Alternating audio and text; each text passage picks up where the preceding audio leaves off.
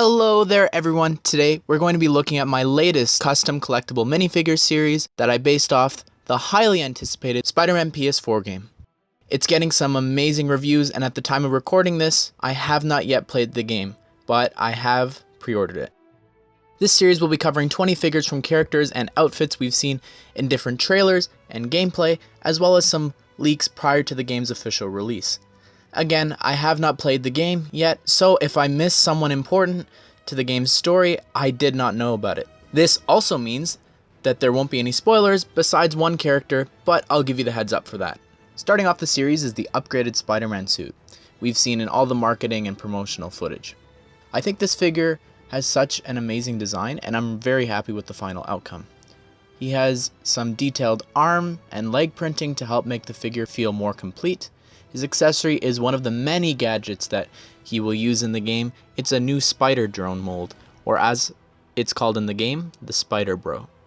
I followed the order that the actual suit grid has in the game, which means that the next figure up is the classic Spider-Man suit. This is the suit that you start off with in the beginning of the game. I know a lot of people will think that this is a lame figure, but I made it more detailed than the same Spider-Man figure that we've gotten in all the sets, which I'm happy is being replaced with an updated suit in the 2019 sets. The next suit is the Velocity suit. This suit was created specifically for the game. I really loved the design and wanted to include it. It's been in the advertising of the deluxe edition for the game, so I thought that it was a worthy inclusion. This last Spider-Man suit was actually leaked last week as a picture of the Funko Pop of this suit surfaced. It's the Negative Zone Spider-Man suit. I have not played the game yet, so I don't know if this is a part of the story or if it's just a cool suit that they made. But I love the design. It's the upgraded suit, but with the Mr. Negative effect, which you'll see in a bit.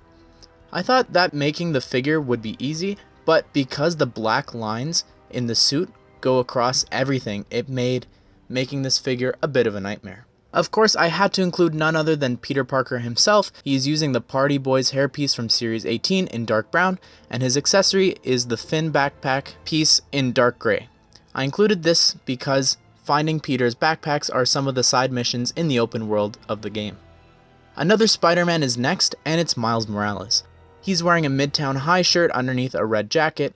His hairpiece is just the FN2187 hair. His accessory is a smartphone, and like Jay's phone from the Lego Ninjago movie series, I had the printing on the 1x2 tile be from Miles' perspective. I recreated the video of him capturing Spider-Man catching the helicopter.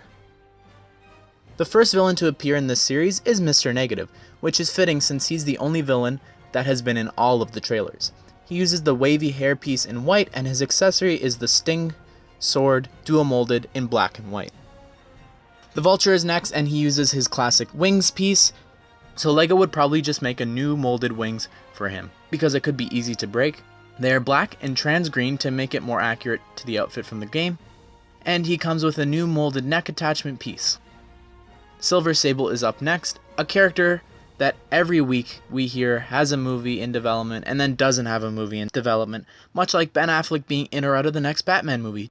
Just make up your mind already. Anyways, back to this. She uses a mini doll hairpiece in white, and her accessories are the two newer gun molds in light gray. The next character is the Scorpion. I originally thought about giving him a new helmet mold, just decided to go with printing on a regular minifigure head. And he reuses the same Scorpion piece from the Bridge and Mighty Micro set. Next is Aunt May.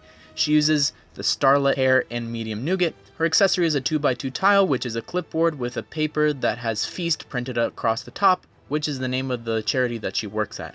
It also has a checklist of things that she needs to be done. Electro is the next figure on the list. His accessories are some electricity pieces in trans yellow that were introduced in the Mixels and Galaxy Squad sets.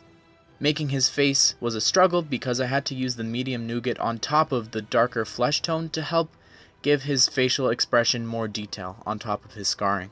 J. Jonah Jameson was a character that I'm not entirely sure will even make a physical appearance in the game, but because he played an important part of the marketing for the game, I decided to include him. I based his design off the image that can be found on the fake Daily Bugle site. He uses Zane's hairpiece in black with some white dual molding or printing on the side, whichever Lego could actually do. His accessory is a 2x2 tile of an article that is Legoized based off of one of the articles that can actually be found on the website. The next character is the mayor of New York City and the CEO of Oscorp, Norman Osborn. He uses the wavy hairpiece in dark orange, and his accessory is a re-elect Osborn for mayor pin that was based off the campaign promotional images that we see in some of the trailers. Our first look at Norman Osborn actually made his hair look dark brown and his suit black, but in the most recent promotional material he actually has dark orange hair and his suit is dark green, not black. Spider-Man's connection to the NYPD is Yuri Watanabe, who has been featured in a lot of trailers. She uses the same hair pieces as Silver Sable, but in black. Her accessory is a grey revolver and the half-rounded 1x1 tile with an NYPD printed on top. Wilson Fisk, or the Kingpin, is next. He uses Mr. Incredible's body mold from the game, and drawing it from the side was such a pain to make, but ultimately I'm happy with how he turned out. The next character is Mary Jane Watson. Her hairpiece is the Friends hairpiece that Kira uses in the solo sets, but in dark orange, and her accessory is the regular camera piece with a 1x1 trans clear round stud on it. The Shocker is next, and he's using that horrible Wasp helmet. If LEGO ever made the Shocker, you already know that they would use this helmet. He also has two gauntlet pieces in gunmetal gray. This next character is someone we all knew was going to be in the game, but only got our first look from some leaked concept art and some gameplay. So a bit of a spoiler warning if you don't want to know who this is. It's Dr. Otto Octavius himself, Doc Ock. I know a lot of people are making fun of his design, but I rather like it. Of course, his huge tentacles couldn't fit in the bag, so I had to dull them down. He uses the Iron Spider and Outrider neck attachment with the Exoforce robot arms and hands attached to it. And he uses the bald hairpiece with brown hair.